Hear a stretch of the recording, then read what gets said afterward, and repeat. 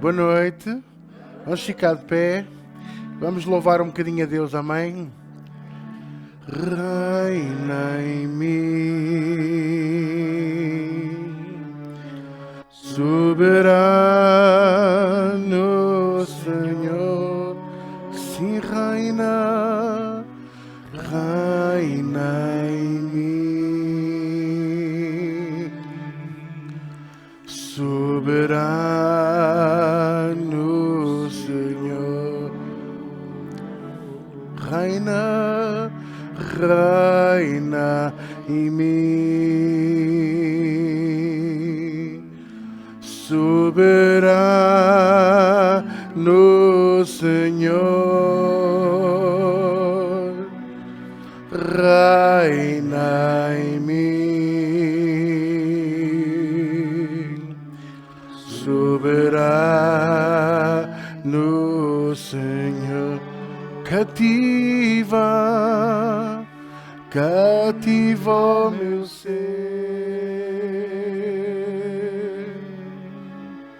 faz o teu querer,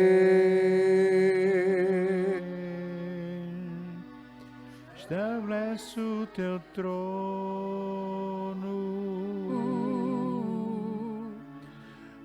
em meu coração, reina em mim, reina em mim, reina em mim, soberano Senhor, reina em mim, soberano Senhor, cativa o meu ser, cativa o meu ser, faz o teu querer,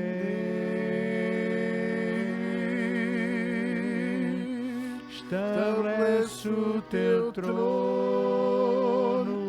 em meu coração, em meu coração,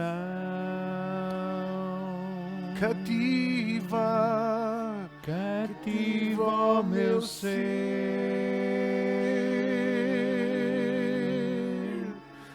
faz o teu querer,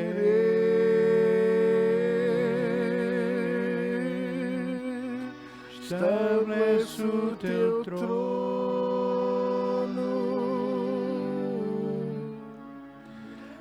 em meu coração, reina em mim, reina, reina em mim, soberano Senhor,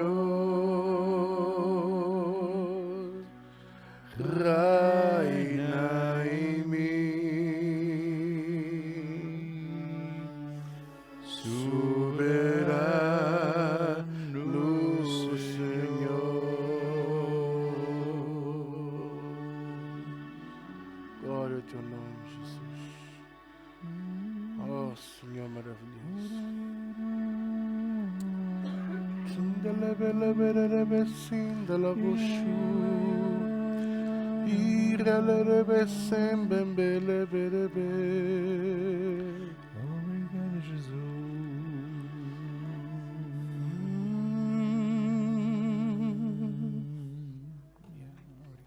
Aleluia. Amém? Podemos sentar. Glória a Jesus. E vamos continuar a estudar a maravilhosa graça de Deus e receber a palavra que faz toda a diferença nas nossas vidas. Amém? Glória a Deus. Alô? Boa noite a todos, mais uma vez. Há aqueles que eu ainda não vi. E diria mesmo mais, vamos continuar com a maravilhosa graça de Deus. É mesmo maravilhosa. Antes de eu ir ao slide, eu vou usar aquele PowerPoint, não sei se já está aí a jeito. Se não estiver, podem no pôr, mas eu queria, se possível, uns versículos antes de entrar no PowerPoint, está bem? Em Jeremias 17, versículo 5. Era algo que eu... Há 3 versículos que eu tenho no meu coração para dar tipo uma introdução. Jeremias 17, versículo 5. Quando se fala da graça de Deus, claro que a graça veio por Cristo, mas ela já estava expressa no Velho Testamento. Ela já estava expressa antes da fundação do mundo. Se não houvesse graça antes da fundação do mundo, o mundo não tinha sido criado. Porque o mundo, a criação do mundo, é uma expressão da graça de Deus. Porquê que é uma expressão da graça de Deus? Porque Deus teve uma autodeterminação. Eu hoje postei uma coisa no WhatsApp, não sei se alguém viu, não? Empresta-me o telefone, já agora para eu falar fidedigno o que eu postei. Foi uma reflexão, obrigado, uma reflexão acerca da graça. Hã? No grupo da igreja? Sim, no Ministérios. Viste, ok. Muito bem.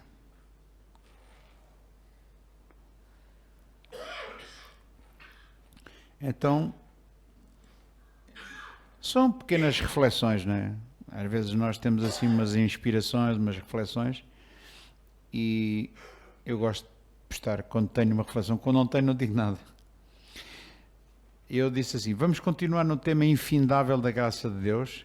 A graça é o resultado do livre-arbítrio de Deus. Deus tem livre-arbítrio. Você não tem, Deus tem. Deus pode ter. Porque Ele com o livre-arbítrio só faz coisas boas. Nós com o livre-arbítrio só fazemos asneiras. Portanto, a graça é o resultado do livre-arbítrio de Deus de fazer bem sem esperar retorno. O livre-arbítrio é a prerrogativa somente de um ser infinito e autossustentável e autossuficiente. O homem não tem livre-arbítrio, porque ele não é autossuficiente nem autossustentável.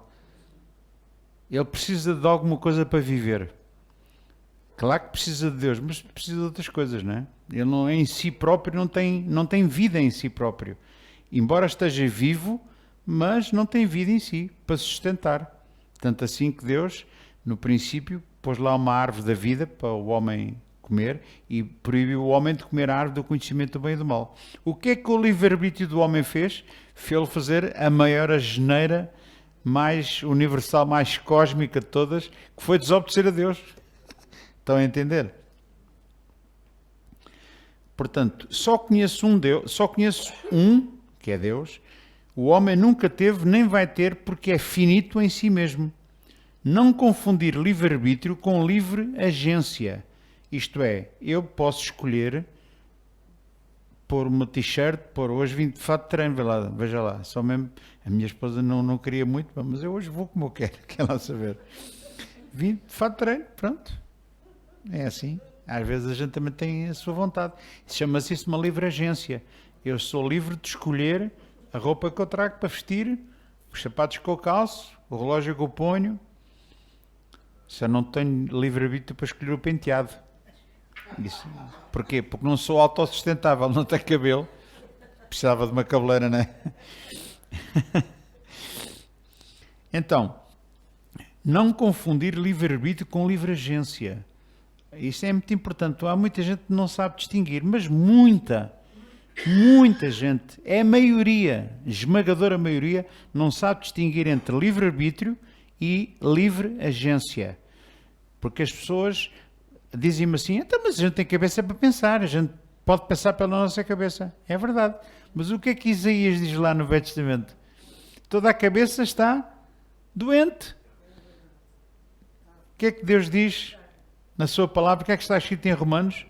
Todos pecaram, todos fizeram inúteis, não há ninguém que entenda, não há nenhum sequer, não há um justo, não há um, não há quem faça o bem. Então, esta é o estado atual da humanidade. E nós que estamos a abraçar a graça, temos que entender o estado da humanidade, como é que ela está. como é que nós estávamos. Já não estamos pela graça. É só mesmo pela graça. Mas estávamos lá no grupo. Estávamos mortos, completamente mortos. Continuando com a reflexão. Portanto, não confundir livre-arbítrio com livre agência, que é a nossa capacidade de escolha e decisão.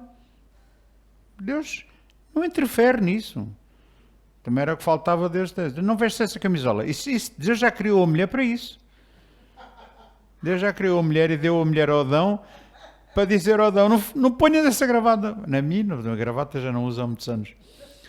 Não leves essa t-shirt, que esse polo que está sujo. Eu disse, eu quero saber, eu só mudo de roupa quando entrar na máquina de lavar. E ela ficou um bocado triste com isso. Mas pronto. Nós temos o poder de decisão e Deus não interfere nisso. Ok, pronto. No primeiro dia que o homem quis ser como Deus e usar o livre-arbítrio, a humanidade inteira caiu da graça. Veja lá. Nós temos que interiorizar isso. Quando eu digo temos, nós não temos nada. Você tem se quiser. Aí você também pode escolher, não é? Mas só que se nós estamos a abraçar a graça, precisamos de aprofundar ainda mais os sentimentos de Deus e entender Deus melhor. Porque a graça permite-nos a nós ter um relacionamento com Deus. Deus para nós já não é um ídolo, mas é um pai. É um chefe de família e que nos fez pertencer à sua família pela sua graça. Amém? Então, quando o homem quis usar o seu livre-arbítrio, pisou no tomate, pisou na bola, quer dizer, fez uma asneira tremenda, uma asneira cósmica, uma coisa, o universo mudou todo por causa daquilo que o homem fez. Então, foi tão intensa que obrigou Deus a morrer. Deus teve que morrer para resolver este problema. E agora? Já viu o que é que o homem fez? Arranjou um imbróglio. Você diz, pastor, mas isto foi uma solução de último recurso que Deus tinha, porque ele não sabia que o homem ia pecar. Ele sabia disso. Tanto assim que se nós estudarmos a Bíblia e lermos em 1 de Pedro e até em Apocalipse, diz lá que o Cordeiro de Deus, que foi conhecido antes da fundação do mundo. Quer dizer que o sacrifício de Jesus foi programado na eternidade. Isto é muito difícil de entender. Eu não consigo entender. Tem que ser mesmo pela fé. Mas agora entender que antes da fundação do mundo, na eternidade, Deus já tinha programado Jesus morrer por nós, já tinha. E morreu efetivamente na altura, não. Esse facto cumpriu-se no espaço e no tempo há 2022 anos. Há 2022 anos que Jesus se manifestou aqui na Terra. Deus manifestou-se. Eu, no outro dia, ouvi uma coisa interessante. Deus, para se revelar, teve que se esconder. E lá há um versículo interessante na Bíblia, diz que a glória de Deus é encobrir o negócio. A glória dos príncipes é tudo investigar. Quando Deus quer revelar uma coisa, sabe o que é que Ele faz? Ele esconde. Foi o que Ele fez. Ele escondeu-se para ser revelado. Escondeu-se aonde? Dentro do corpo de Jesus. Porque a Bíblia diz, sacrifício não quiseste, mas corpo me preparaste. Está lá em Hebreus. Deus escondeu-se no corpo de Jesus. Era um infiltrado. Tanto assim que o diabo não entendeu. Graças a Deus. Ele não entendeu que aquele que estava ali era aquele que lhe esmagava efetivamente a cabeça. Como ele não sabia, desatou a matar as crianças todas para ver se acertava em alguma. Logo, aquela que estava escolhida, como tudo o que é escolhido por Deus, ninguém lhe arrebata da mão, irmão. Aquela criança que iria ser a tal semente que ia esmagar a cabeça do diabo, a descendência da mulher, o diabo não lhe tocou. Porquê? Porque quando Deus escolhe uma coisa e a agarra na mão, vai lá agora ao diabo tirá-la. Quem é o diabo? Há pessoas que fazem o diabo um ser super poderoso. Fazem o diabo mais poderoso que Deus. É verdade. Há muita gente assim. Porque tem medo das bruxarias, tem medo disto.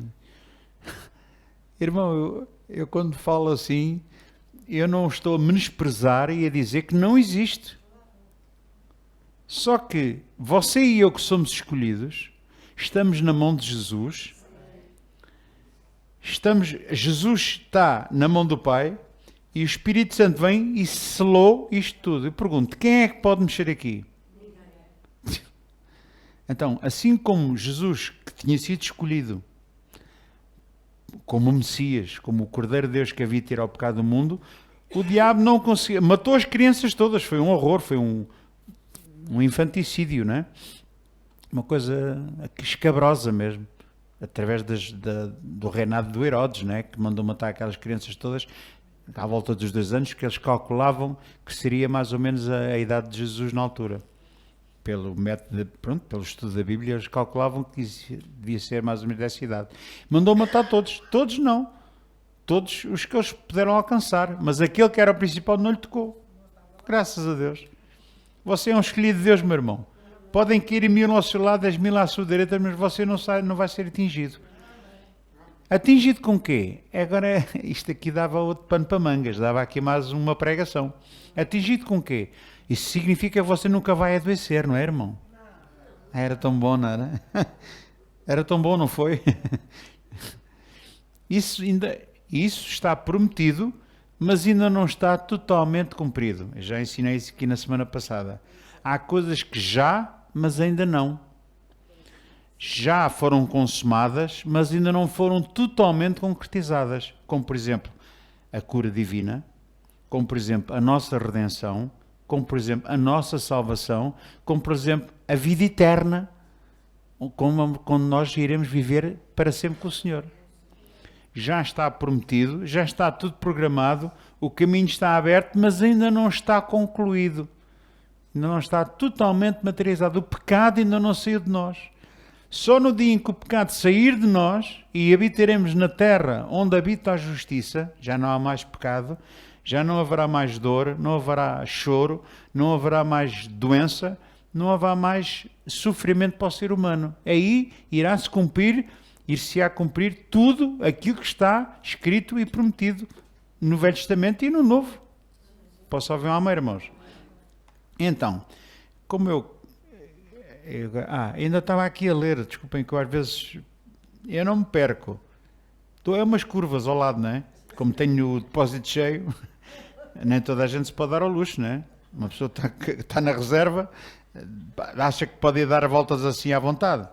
Não, eu tenho o depósito cheio, vamos embora, manda uma volta. Quando eu por mim já estou em Alfarelos, não é? Portanto, foi tão intensa a tragédia, que era o que eu estava a ler, que obrigou Deus a morrer por nós para nos devolver a sua bendita graça. A graça estava sobre o homem, só que o homem caiu da graça. E isso exigiu que Deus morresse por ele. Alguém morresse por ele. E esse alguém não podia ser uma pessoa qualquer. Tinha que ser alguém sem pecado, alguém que não estivesse debaixo da maldição em que o Adão fez cair a humanidade. Por isso é que Jesus foi um infiltrado, nasceu de mulher, do poder do Espírito Santo, não foi um homem comum. Mas ele era 100% homem e 100% Deus. Ora bem, preparem-se para logo. Isto foi o que eu escrevi tarde. Já não preciso dizer isto, não é? Já se prepararam, estou cá. E pronto, vamos continuar com Jeremias 17, versículo 5. Jeremias 17, versículo 5. Para entender a graça, nós precisamos de morrer mesmo, estar completamente mortos. Não é mortos nos nossos pecados, não. É mortos para os pecados, mortos na morte e ressurreição de Cristo. Porque se nós tivermos muito de nós à flor da pele, vai ser mais complicado entender a graça. Porque a graça é tão boa que ninguém a quer. É tão fácil que ninguém a entende. É tão gratuita que a malta pensa que tem que pagar.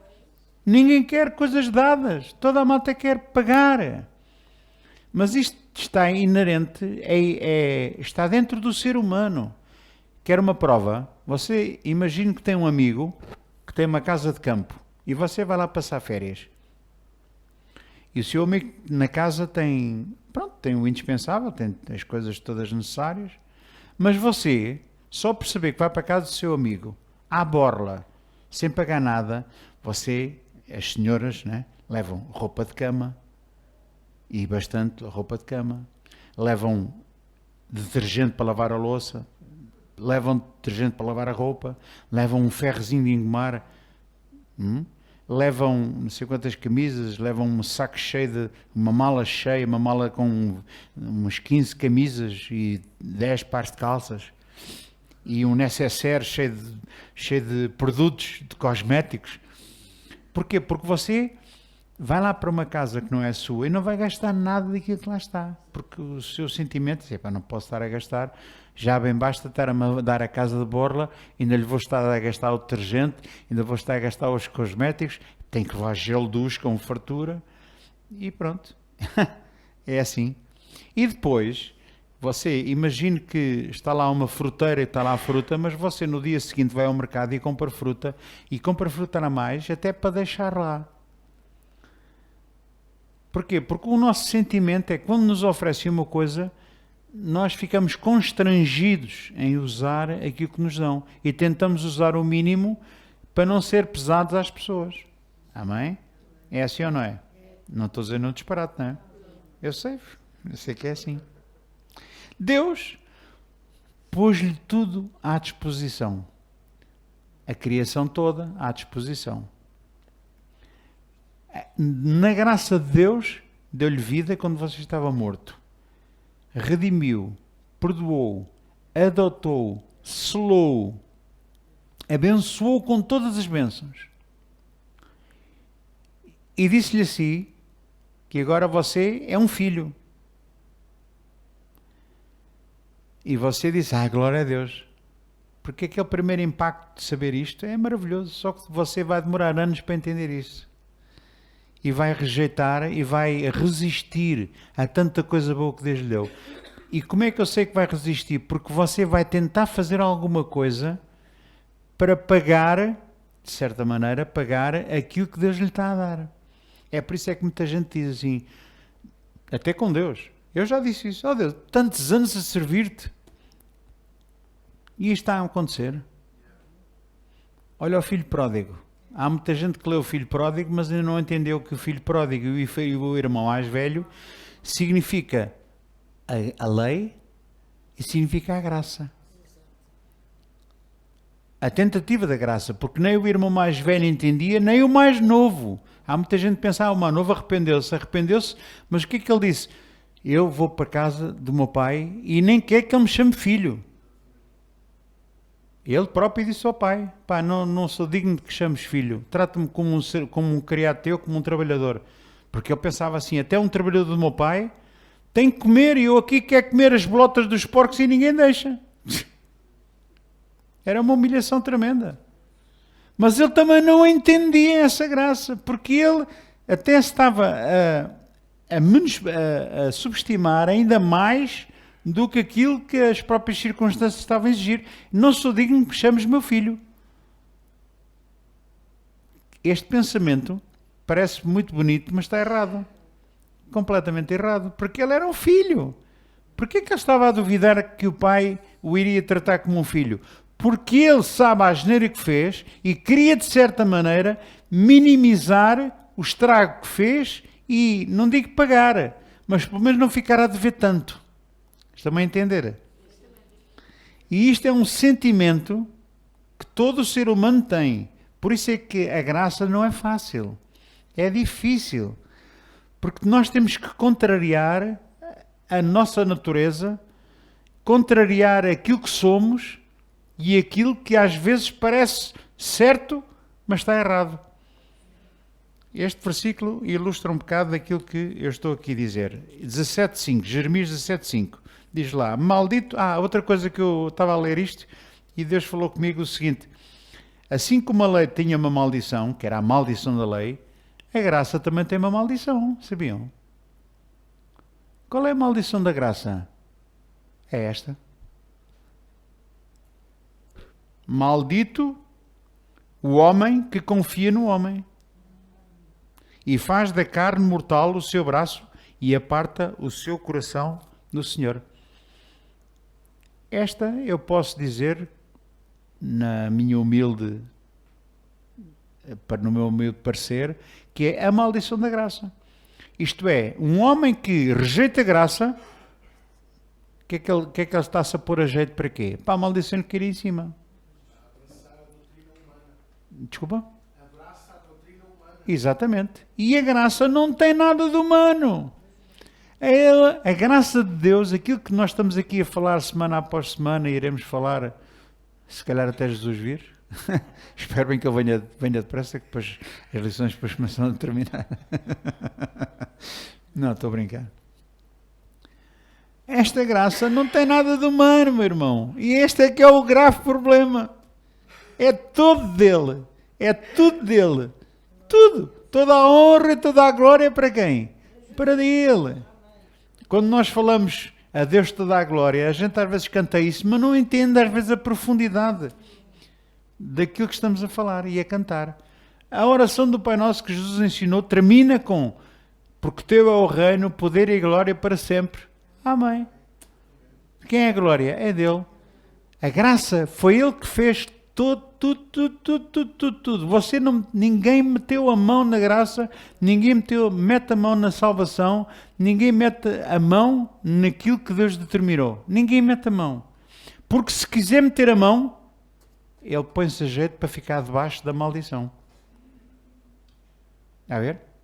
Maldito o homem que confia no homem. Este versículo às vezes é mal interpretado, no meu parecer, porque as pessoas pensam: não se pode confiar em ninguém. Não é nada disso. Aqui não está a dizer para você não confiar no seu irmão ou confiar num homem que você conheça. Ele está a falar é para você não confiar em si. O homem é você. A carne no seu braço, aquele que faz da carne o seu braço, é você, é a sua carne. É a sua vontade, a sua teimosia, a sua obstinação. É a sua tentativa de querer dar uma ajuda a Deus. Para entender a graça, precisamos mesmo estar completamente mortos para isto. É fácil, não é? Não, não é. Não é nada fácil. Demora uns anos valentes. E quando chegar ao fim dos anos valentes, você vai passar aquilo que chamo-lhe a crise da fé. Ainda vai duvidar. Você ainda vai duvidar. Pois está a falar negativo. É a realidade, meu irmão. E depois de você, se calhar, duvidar e até negar, como o Pedro negou 3 vezes, Deus vai continuar a mostrar a graça e vai continuar a acreditar em si. Você há de cair de joelhos e chorar e dizer: Senhor, eu não mereço nada disto. E quando você faz isto, assim, Deus diz assim: puxa, até que enfim. Até que enfim, meu filho. Estás a começar a entender. Tens perto nos cabeça. Já está começando a entender. Mas a gente entende um bocadinho, meu irmão. Isto é um universo. É uma galáxia. Uma galáxia? Olha, é uma galáxia. Hoje tive um documentário de uma galáxia que tem não sei quantos milhões de anos-luz de extensão. Uma coisa, é a maior galáxia detectada até hoje. É uma. O universo tem milhões de galáxias. Dá para entender? Não dá para entender. É tudo muito grande. Deus é tão grande, Deus é tão poderoso, Deus é tão gracioso. É muito difícil de entender Deus. Precisamos estar com Ele diariamente, ter um relacionamento com Ele, abraçarmos, acreditarmos e descansarmos. Mateus 8, por favor. Mateus 8.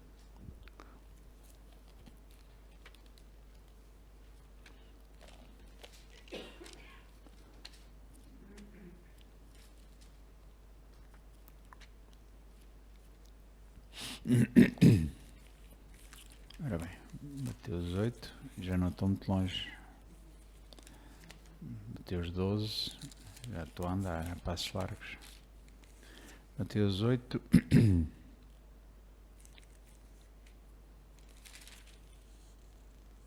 Versículo 23. É uma história muito conhecida.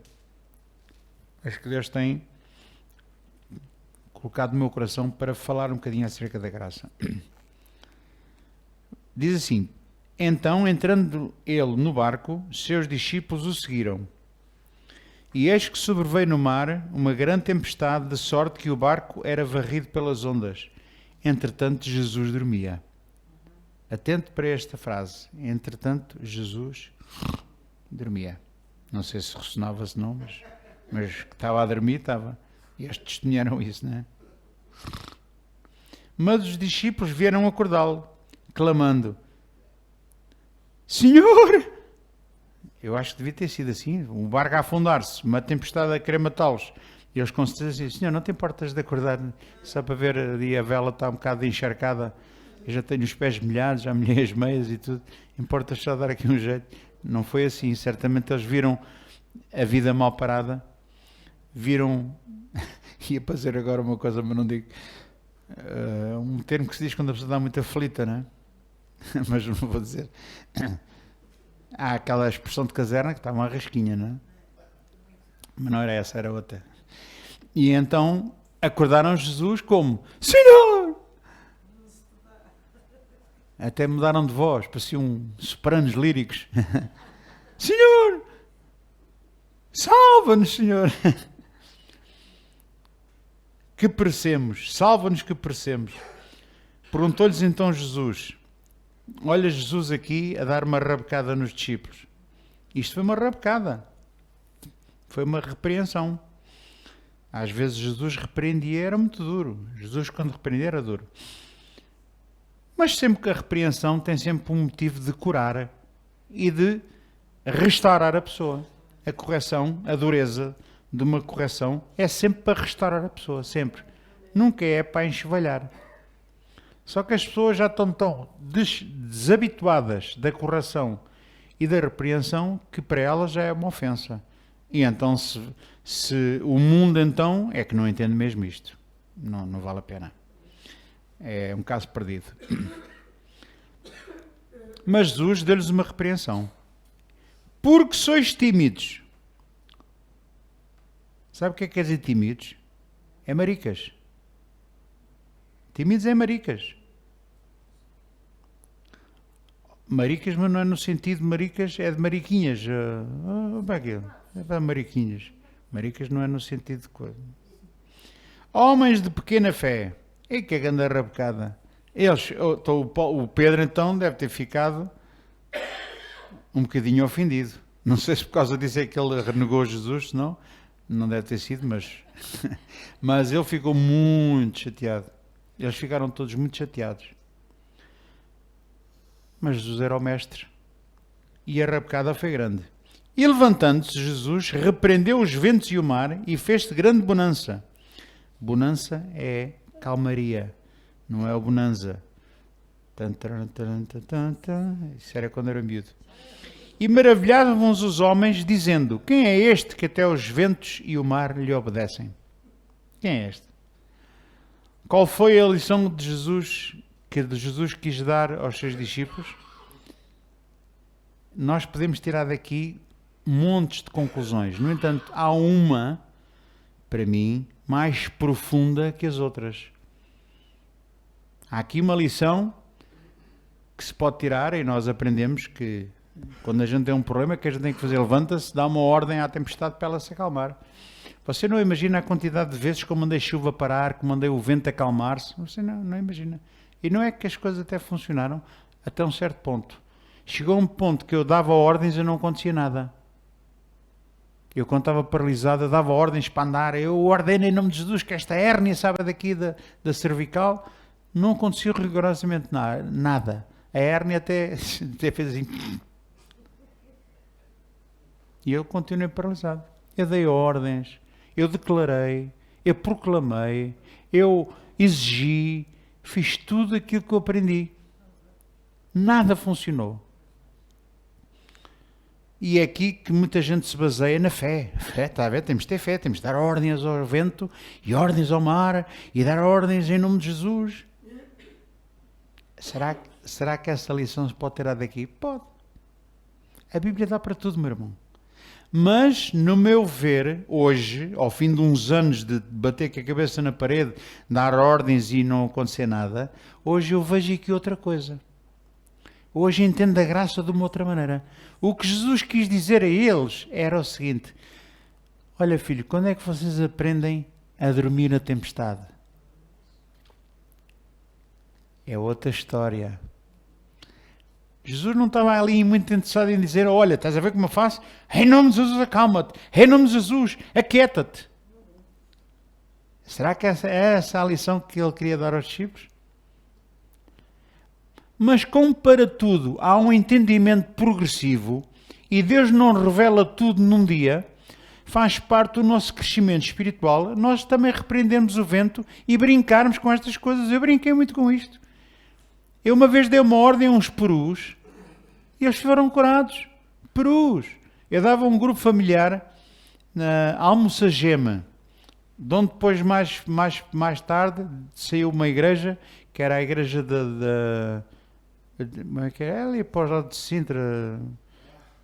Não sei, acho que até o chefe esteve lá a pastorear essa igreja. Isso, exatamente. Daí saiu essa igreja, desse grupo familiar que cresceu muito. E o irmão Porfírio, ainda me lembro do nome dele, era o velhote, né? E a irmã Nazaré, ainda me lembro do nome deles, quase há 40 e tal anos. Eu ia lá, dava ao grupo familiar e eles tinham uns perus. E o homem veio ter comigo, na Açafora, exatamente. A igreja era da Açafora, isto era em Almoçageme. E o homem veio ter comigo, eu estava a ver os perus e tal, e assim: ó Zé António, se não sei o que se passa com os perus estão chapados. O peru chapado já não comia, e um peru, quando diz um peru, diz um animal qualquer, quando não come, está porque está doente, e o destino dele é morrer. E eu disse assim: não se preocupe, meu filho, olha o homem dar ordens ao vento e dar ordens ao mar. E eu vi Jesus: não me vai dizer que eu não tenho fé, não, espera aí. Em nome de Jesus ordeno que estes perus sejam curados. E não é que os perus começaram a comer e foram curados? O homem, na outra semana, olhou para mim assim: Zé António, os perus já comem. E assim: glória a Deus, irmão. Fiquei todo contente. Parabéns, já. Pus-me de pé no barco, dei uma ordem ao vento e ele calou-se, como Jesus fez. Olha só esta fé. Jesus, estás a olhar para mim? Mas fiz isto. Isto faz parte do nosso crescimento espiritual. Uma criança tem que brincar, meu irmão. Uma criança tem que ser menino, tem que ser bebé, tem que fazer as coisas ao jeito dele. Eu não posso sentar um filho com 2 anos no meu colo, assim: filho, eu vou-te ensinar como é que se gera a casa como deve ser. Está a ver este dinheiro? A tua receita tem que ser maior que a despesa. Olha, isto era uma boa lição para o governo, não é? Mas pronto. A tua receita tem que ser maior que a despesa. E a tua receita não é cobrar os impostos, é criar riqueza. E tens que, quando tiveres 5, tens que gastar no máximo 2. Eu não posso dar uma lição de gestão a um menino com 2 anos. Eu sei que a educação moderna hoje querem conversar com os meninos desde 1 ano e fazer-lhes entender porque é que não pode meter a mão na ficha, porque vem de lá uma descarga de corrente alterna a 220 volts e o menino pode ser eletrocutado. E eles sentam-se com o filho com 1 ano ou 2 anos a explicar isto. No meu tempo era assim: o menino metia a mão na ficha, vinha lá a mãe, pumba, ai! Aprendeu uma lição. E o que é que o menino pensava? Não posso meter lá, senão a minha mãe bate. Não era tanto por causa da eletricidade, que ele não percebia nada. Ele não percebe nada da eletricidade. Ele só percebe que o pai dele uma palmada na mão que doeu-lhe e ele não mete lá mais. E enquanto se lembrar disto, não mete lá mais a mão. É assim. É assim que se educa as crianças. Sabia disso? Eu sei que hoje o método é moderno e se alguém tiver a ver que esteja nestes pensamentos mais progressistas, já estará com certeza a fazer um juízo de valor dos meus métodos. Só que os meus métodos funcionaram, e hoje tenho 2 filhas que estão a servir a Deus, são fiéis a Jesus, estão firmes, sabem o que querem, têm a vida delas orientada para Cristo. Foi a melhor herança que eu lhes pude deixar a elas. Não foi dinheiro, nem foi casas, nem carros. Foi uma educação cristã. Uma educação que meteu tal, meteu, até colher de pau meteu. Meteu colher de pau. Eu fiz tudo o que a Bíblia diz. A Bíblia não fala em colher de pau, mas fala lá numa vara. Só que a vara que eu usava era uma colher de pau. Eu usei uma colher de pau. Era a minha vara. E agora? Eu sei que se alguém me visse a fazer isto, tirava uma tutela dos filhos, não é? Ia logo acusar-me logo de violência, de bullying, não é? de violência doméstica. Ia logo para o tribunal. Hoje já era logo preso e tudo. Ainda foi no bom tempo, ainda não vi estas maluquices todas, não é? Os irmãos têm a entender. Então, a repreensão de Deus é benéfica. E Jesus repreendeu-os para lhes chamar a atenção de uma coisa que eles não entenderam na altura. E eu tenho vindo a entender aos bocadinhos. E hoje eu consigo ir mais longe. Espera aí, Jesus quis dar uma lição, mas será que era esta de dar ordens para o vento se acalmar, para os perus serem curados? Pois o que é certo é que os perus foram curados e o homem evitou de perder dinheiro e de ter que comprar mais perus, não é? Tudo bem, fez parte da minha vida, fez parte do meu crescimento. Mas hoje eu entendo que ao confiar em Deus, eu preciso de descansar nele e dormir no meio da tempestade. Eu quando disse aqui na semana passada que já havia morte à frente várias vezes, mas a morte encolheu-se à minha frente, sabe porquê? Porque eu decidi descansar em frente à morte. Tirei uma soneca. Sim, estás aí, queres-me apanhar. Mas estou nas mãos de Deus. Jesus estava no barco. Ou não estava? Já viu o paradoxo? Jesus no barco e eles ficaram aflitos. Não se admire porque a gente acontece a mesma coisa. Agora podemos ir para Mateus 6, versículo, que já lhe digo o versículo. Mateus 6, acho que é 25. Mateus 6, é isso mesmo. Mateus 6, 25. Dormir na tempestade, descansar. Baixar os braços e descansar. Baixar os braços não é desistir. É insistir na confiança em Deus. Desistir é de fazer alguma coisa da nossa carne, da nossa vontade, da nossa força, da nossa inteligência. Porque nós somos uns craques a querer resolver os problemas. Somos uns craques. Lembramos de Deus às vezes só na última. Depois de fazer tudo e que não funciona nada, aí a gente, epá, ó Deus. Aí a gente lembra-se de Deus. Somos assim. Mas Deus ama-nos, olha. Por isso vos digo, era Jesus que estava aqui a falar. Não andeis ansiosos pela vossa vida, quanto ao que haveis de comer ou de beber, nem pelo vosso corpo, quanto ao que haveis de vestir. Não é a vida mais que o alimento e o corpo mais do que os vestes? Isto é uma lição. Aquele que nos trouxe a graça, trouxe-nos esta conversa.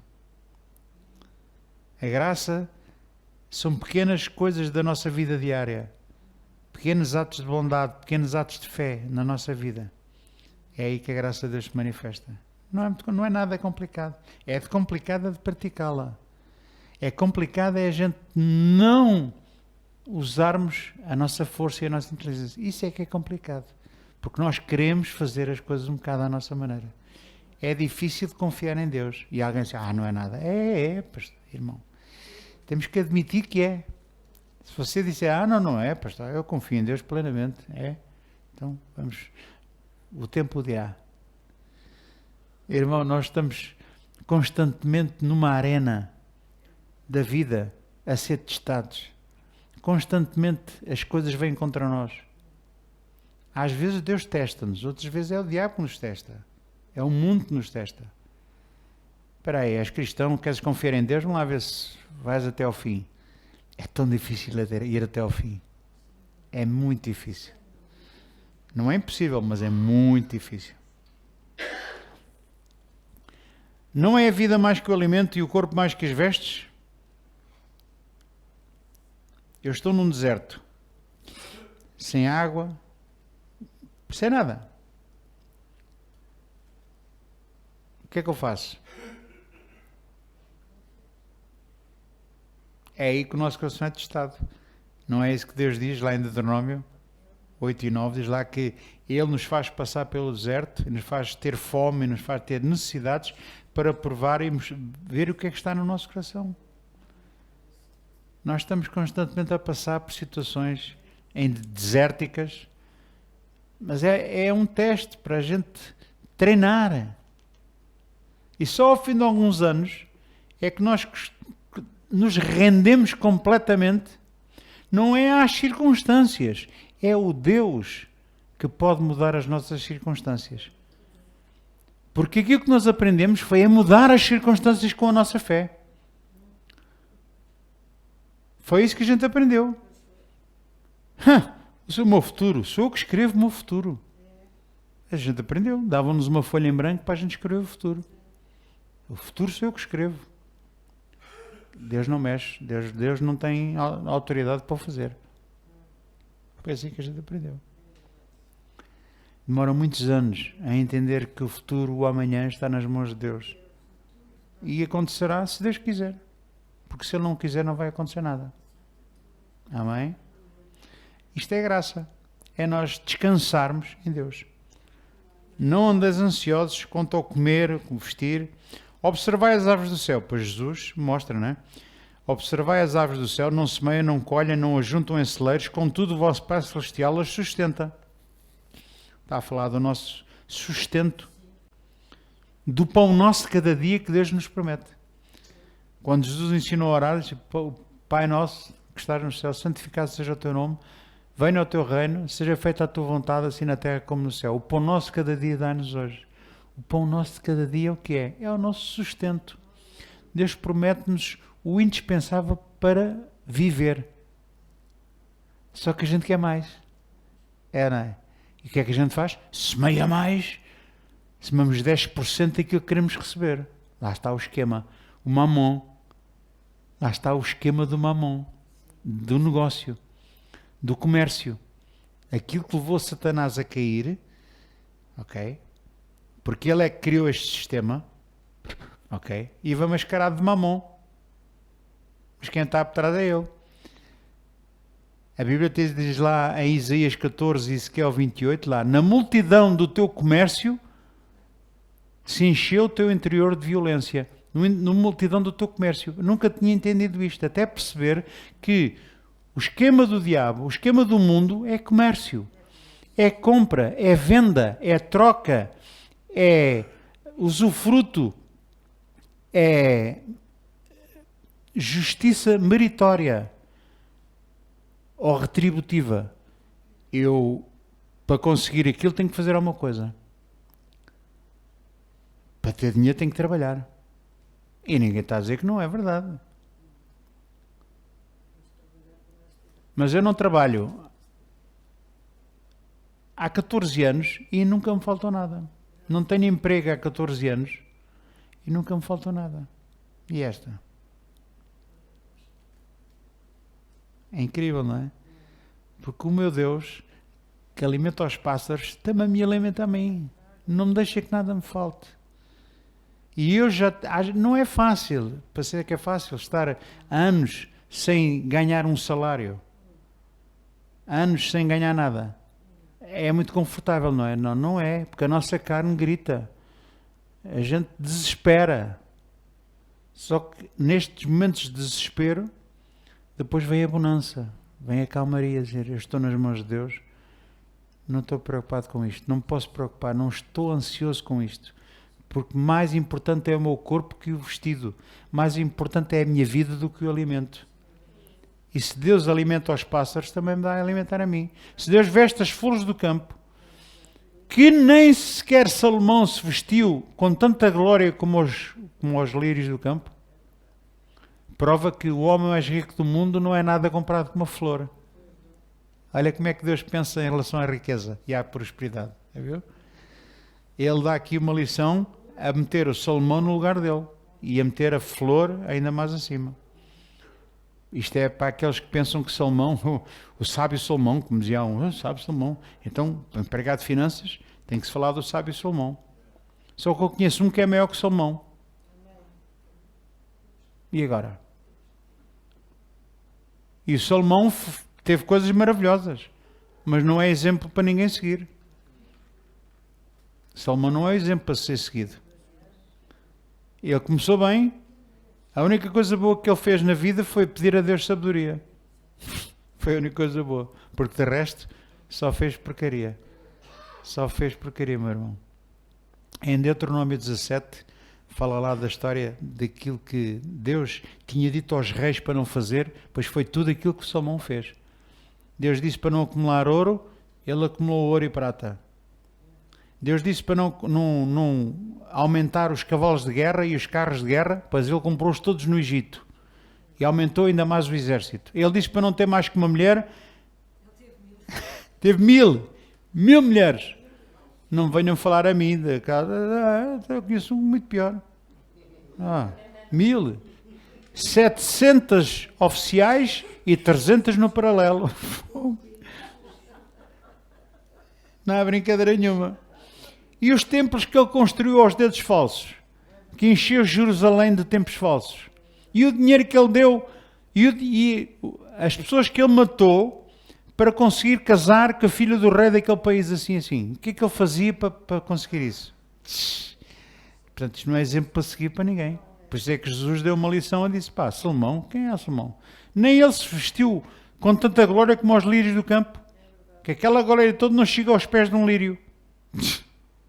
Está tudo dito, irmão. Amém? Então, qual é a lição a tirar daqui? Descansar. Muito difícil.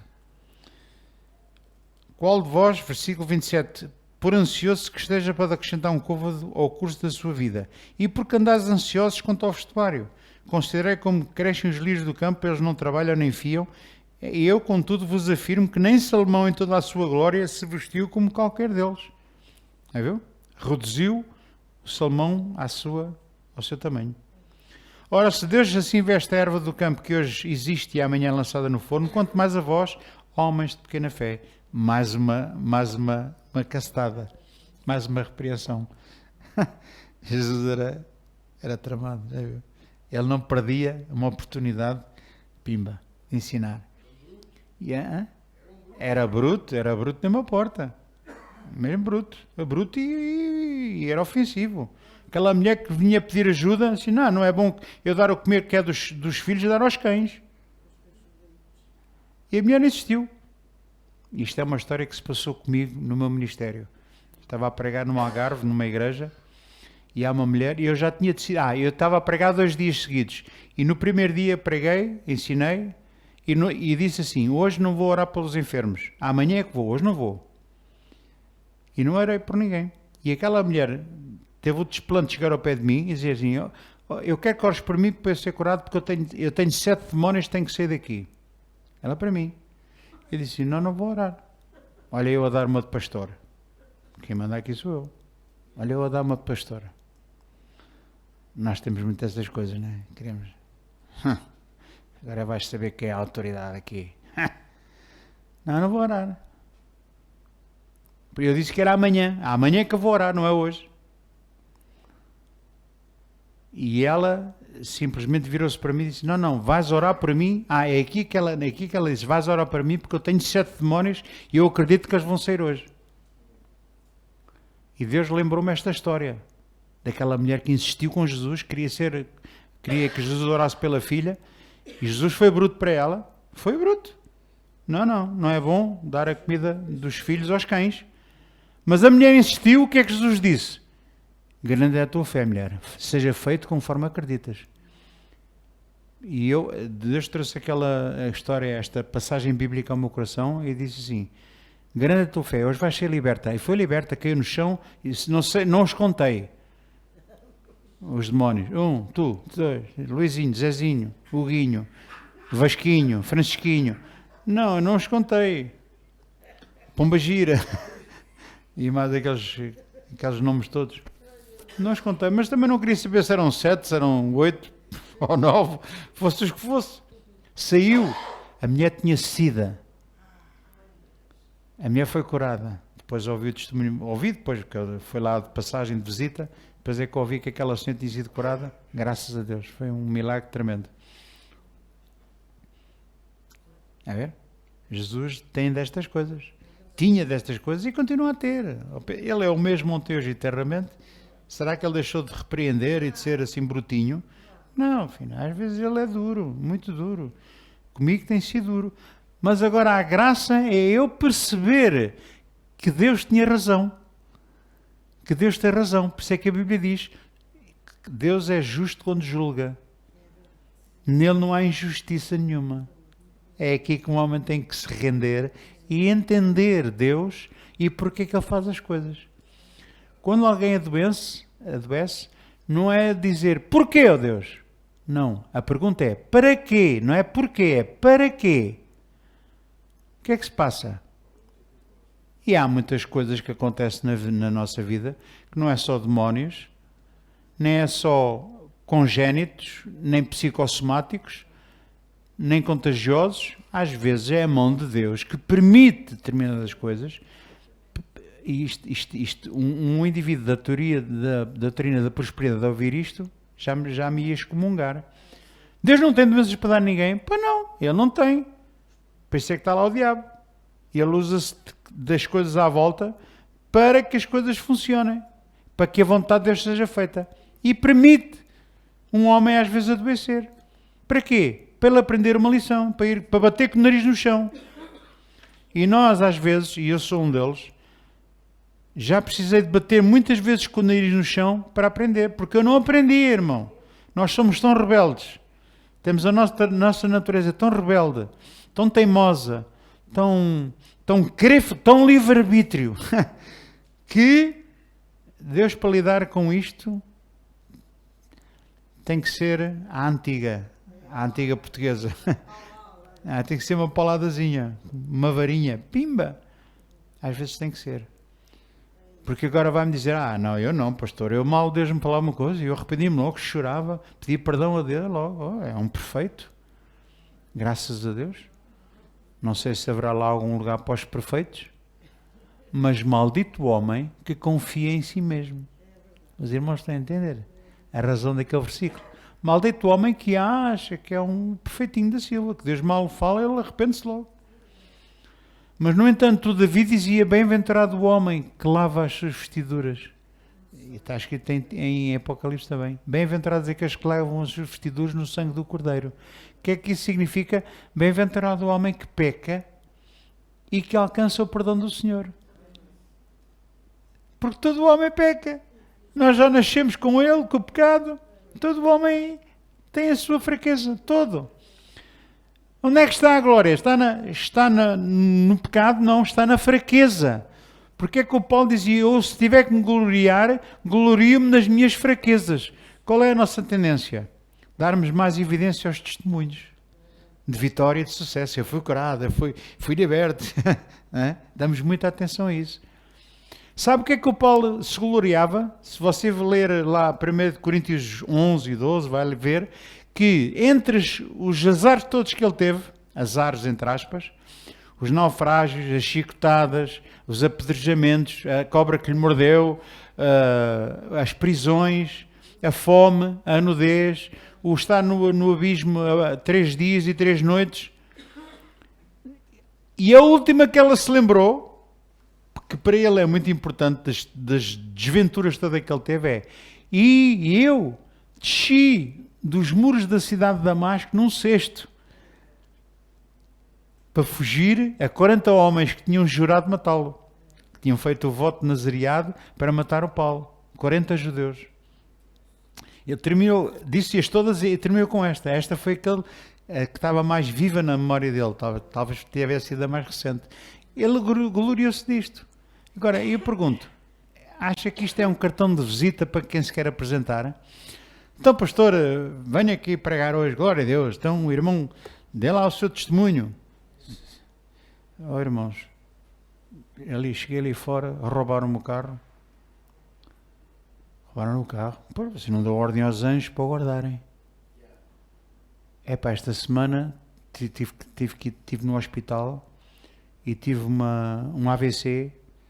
Isso é falta de fé, meu irmão. Você tem que fazer o PDC e ler todos os dias Isaías 53 e Salmo 103, versículo 3 e 1 de Pedro 2, 24. Hã? E ler o livro.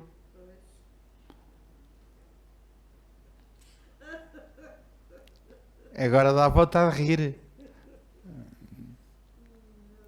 Mas esse pastor que vai pregar e começa a contar as desventuras dele, em alguns sítios, alguém ia logo dar no recado, irmão. Se importa-se, tem ali um gelado ao lume, se calhar é melhor ir lá que já deve estar derretido. Estou a receber ali uma chamada, é melhor ir, acho que é para si, é do entroncamento. Porque isto não é bonito contar estas coisas. Não era bonito o apóstolo Paulo contar estas coisas. Você acha que era bonito ele contar estas coisas? Os grandes problemas que o apóstolo Paulo, atenção, foi por ele estar a contar estas coisas. Ninguém acreditava que ele era um homem de Deus. Porque eles pensavam assim, como é que é possível um homem de Deus acontecer-lhe estes azares todos? É porque não é de Deus. Como é que um homem de Deus pode ter problemas de dinheiro, problemas de saúde, roubam-lhe o carro, a família está toda partida? Como é que é possível? Mas era. E quanto mais nós queremos servir a Deus, mais desventuras acontecem na nossa vida. Sabia disso? Coisas que às vezes a tentação é assim, mas que mal é que eu fiz? Senhor, servi-te estes anos todos, olha o filho mais velho. Eu disse, Senhor, veio o teu filho mais novo, te estragou tudo, dás-lhe tudo, veste-lo, matas o bezerro cevado, e eu estou aqui em minha casa, nem sequer um cabrito me deste para me alegar com os meus amigos, servi-te estes anos todos, de borla. Olha a nossa conversa do filho mais velho. Olha a lei, o legalismo. Olha o homem que confia no homem. Olha a maldição sobre ele. Olha o resistir à graça. Vem-me dizer a mim que a graça é fácil. Não é, irmãos. Nós temos que nos render a ela e aprender muita coisa com quem sabe, com quem já passou, com quem nos ensina com a Bíblia, com a Palavra de Deus. Com Jesus, porque foi ele que veio a graça, e com aqueles que abraçaram essa graça e que foram escolhidos por Deus para disseminar esta graça, este Evangelho para os gentios. Amém? E pronto, eu não vou entrar no PowerPoint, vamos ficar por aqui e vamos orar.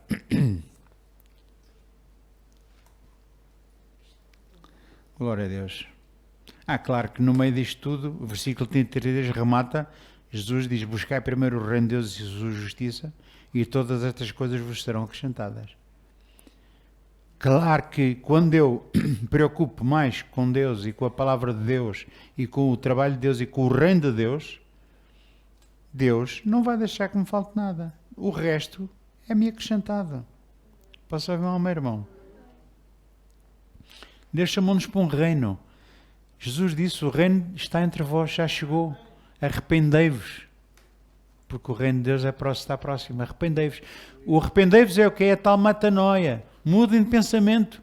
Não pensem da mesma maneira. Vocês têm que mudar a vossa filosofia de vida. Vocês têm que mudar as vossas reflexões diárias. Vocês têm que mudar o vosso pensamento. O apóstolo Paulo dizia, não vos conformeis com este mundo, transformai-vos pela renovação do vosso entendimento, para que experimentais qual seja a boa, perfeita e agradável vontade de Deus. Temos que ser transformados pela palavra.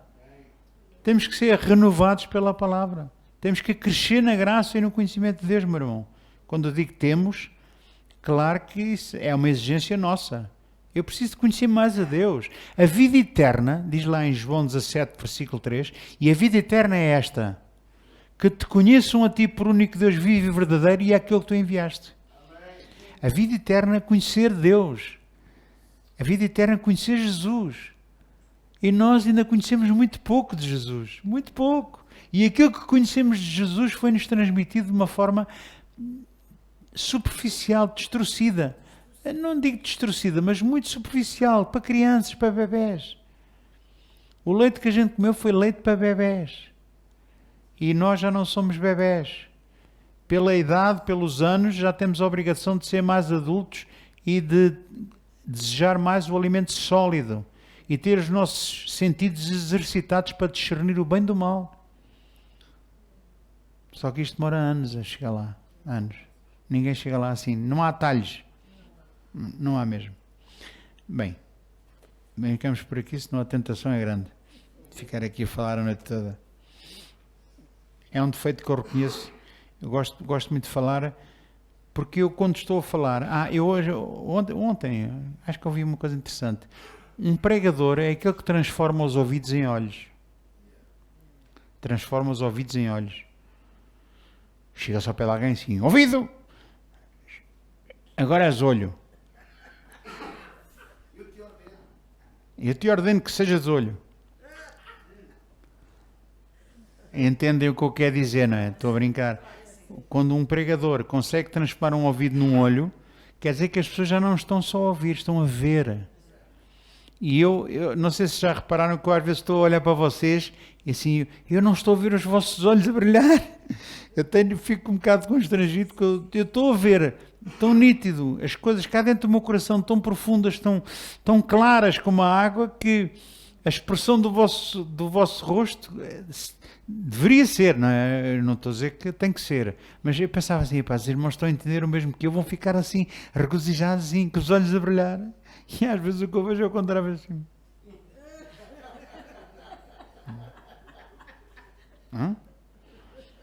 Eu já vi pessoas levantarem-se, não aguentarem, inquietas de um lado para o outro, sem conseguir concentrar naquilo que eu estava a dizer. Entraram em polvorosa. Mas a graça provoca isto. A graça provoca um bom cheiro de salvação para os salvos e um cheiro de morte para aqueles que se perdem. Esta é que é a palavra de Deus. Ok? Se nós pensamos que ao pregarmos vamos agradar toda a gente, nós já estamos enganados. É por isso é que nascem doutrinas como a da prosperidade, que é para as pessoas, os pastores pregarem aquilo que as pessoas querem ouvir. Mas o que o povo precisa é que tem que ser pregado. Não é o que eles precisam, não é o que eles querem. Cada vez que eu subir um púlpito para pregar, eu vou pregar aquilo que Deus quer que seja pregado. Como o vosso pastor faz, é a mesma coisa, não estou a fazer nada que ele não faça. Só estou a dizer aquilo que eu faço. Eu vou falar as coisas que vocês precisam de ouvir para crescer. Não vou fazer pregações para acomodar a pregação àquilo que você tem, porque o estilo de liderança não pode ser comunitária. Nós somos uma comunidade, é verdade, mas às vezes o viver em comunidade, nós sabemos muito a vida de uns dos outros e somos tentados a dirigir as pregações e as orações do sentido das necessidades de cada um. E eu pergunto, isso está correto? Não vamos negar que se vir uma pessoa de oração já não vai deixar de orar, porque a Bíblia diz, ai de mim se não orar, ai de mim. Mas eu não posso orientar a minha pregação, o meu estudo bíblico para a necessidade de cada um ou para os gostos de cada um. Tem que apontar a direção da palavra para aquilo que Deus quer fazer na sua vida, na minha vida, para nos fazer crescer, para nos levar mais à frente, para nós conhecermos melhor a Ele. Essa que é o fundamental. Senão não há crescimento. Bem, é o que eu digo, não é? É uma tentação muito grande que começa nunca mais acaba. Ai, Pai. Obrigado, Paizinho, pela Tua palavra. Obrigado por usares um vaso de barro para pôres a excelência do Teu poder, Senhor. A excelência da revelação, Senhor. Nós somos vasos imperfeitos, Senhor. Mas nós sabemos que estamos nas Tuas mãos e estamos a ser moldados, Pai. Estamos a ser transformados pelo Teu poder, pela Tua palavra, pelo Teu amor, pela Tua misericórdia e pela Tua graça, Senhor. Dá-nos entendimento, inteligência espiritual, para andarmos dignamente diante de Ti, agradando-Te em tudo, para podermos frutificar em toda a boa obra e crescermos no Teu conhecimento e na Tua graça. É isso que eu peço, é isso que eu oro, é isso que eu desejo ver nestes meus irmãos que estão aqui presentes e naqueles que nos estão a ouvir, Senhor. Em nome de Jesus. Amém. Amém. Glória a Deus.